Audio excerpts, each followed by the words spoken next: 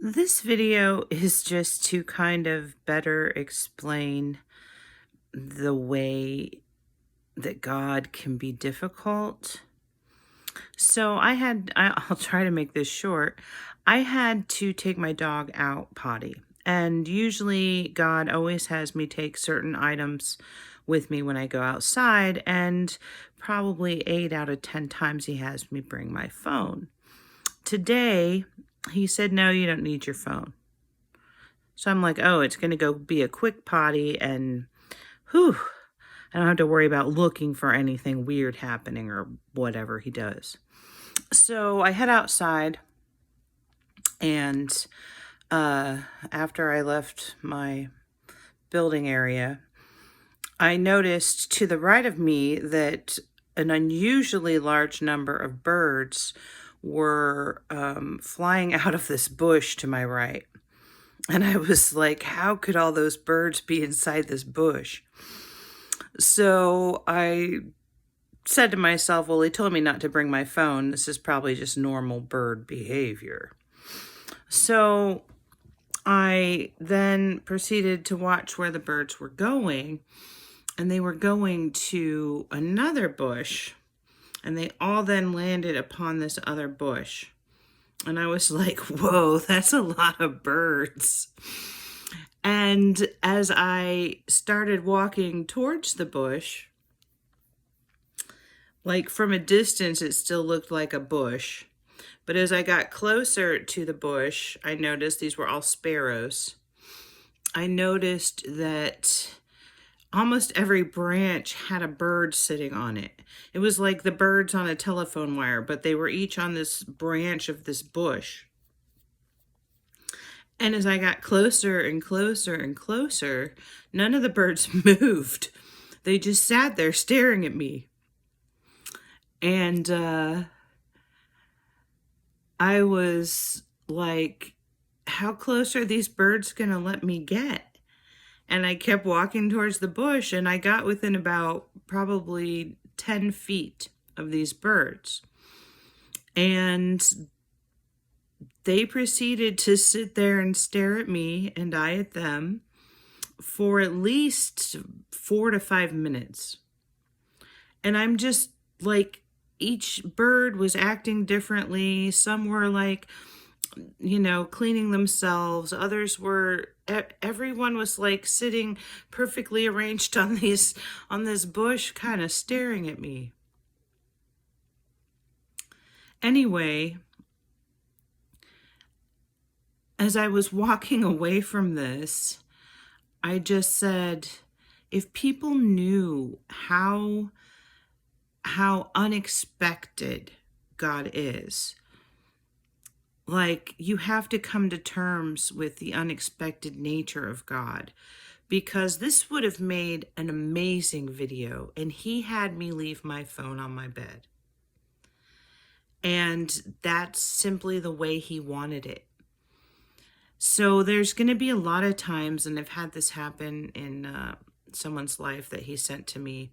They really thought, like, he made everything possible for this young man to attend Bible college. He had someone just randomly donate him money so he could get to the city to apply for his visa. And this was like a huge deal. It had taken months of work. And he gets to the visa office, and he's just outright denied. He had everything he needed. And it was just felt like such a slap in the face. It felt like a mistake. I kind of berated myself when I got outside and I saw this happening. I said, why did I listen to him? I could have taken my phone, but I trusted him. And then I lost a beautiful moment, because I don't think I've ever been this close to birds. Like, I could see their individual feathers and their movements, and they were brilliant. And so he has something to add. First of all, if she would have had her camera, she would have missed some of it. Second of all, I have everything recorded anyway, so it's not like if she ever wants to see it again that she won't be able to see it again in heaven. But the real truth is, I have battles occurring everywhere upon the earth, all at the same time, like a symphony. So there's been a lot of sirens in my neighborhood today. And every time there's a siren, he kind of shows me this image of all these people in a heightened state of fear and anxiety and excitement. And then all the people inconvenienced by the fire trucks. So like an event happens in a home or a business, a phone call's made, and then all this stuff starts to happen. And everything that happens on earth is represented in the spiritual realm in an astounding way, in multiple ways. He has different kinds of battles. So the same event could be fighting like several different battles in heaven. Someone could be fighting on the cellular level. Someone could be fighting on the spiritual level. There's fights with words, there's fights with emotions. Like, we are his soldiers. We are here to put up with whatever he doles out, so that when we get home, we find out that we aided in these spiritual battles. We fought for the Lord. And unfortunately, the war is not easy, folks. Did anyone ever hear of an easy war? No, you didn't. And you're all in a war. And the war, well, with the advent of my son's soon return, the war has gotten real.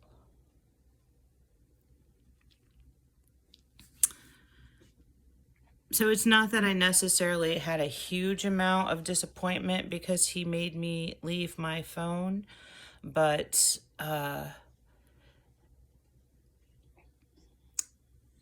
he deals with things on a level we cannot comprehend, like an atomic level, like the level mankind can't even see with a microscope, but they know is there.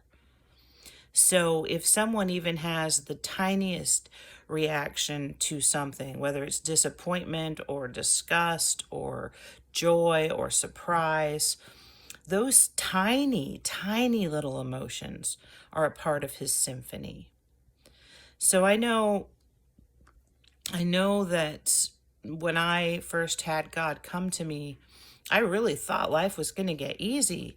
I thought life, like he was going to be my staunchest supporter, because I guess, well, when I came to her, she didn't know about these spiritual battles. She didn't know about, well, a lot of things. She thought that God just kind of existed to give a meaningful life to his children. No, this is not your life. This is not your life. This is not your life. I would never design this to be my children's life. This is a war zone. This is a proving ground. This is not your real life, no matter how much your brain tries to tell you it is.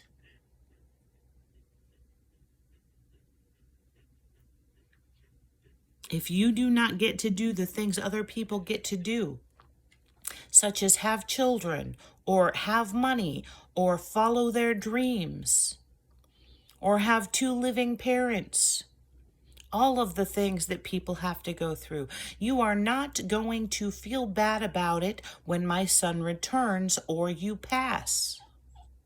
Well, if you pass, The next time you wake up, it'll be when my son returns.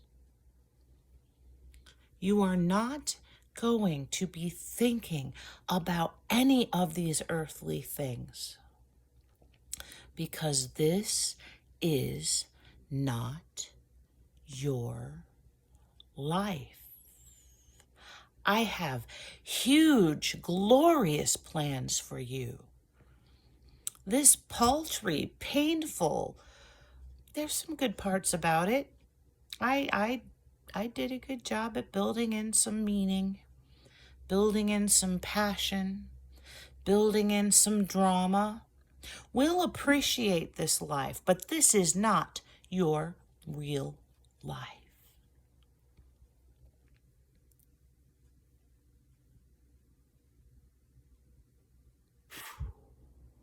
Truly, I tell you, there will not be one person on this earth untouched by the finger of God Almighty.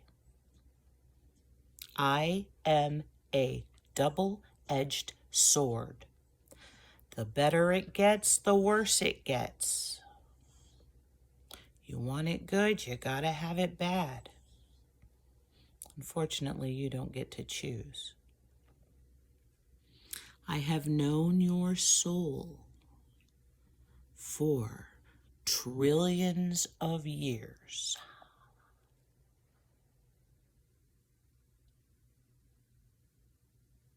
I planned a little battle called Earth, called earthly life, so that we can start our real lives in peace without all the wicked darkness that causes life to suck.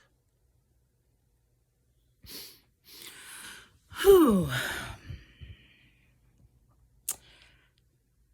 I guess I'm going to use today as a reminder that God didn't want me to have my phone. I could have taken it. I followed his directions, and that's what he needed from me in that moment. And I did have a beautiful experience. I have never witnessed being that close to that many beautiful animals that felt like they were just waiting along with me. It was gorgeous. So try and take advantage of the positive and just let go of the negative because, well, you're all starting to learn that God's will is a little different than our own. Anyway, I hope you have a blessed Monday. I do feel something stirring in the spiritual realm, and I know deliverance is coming.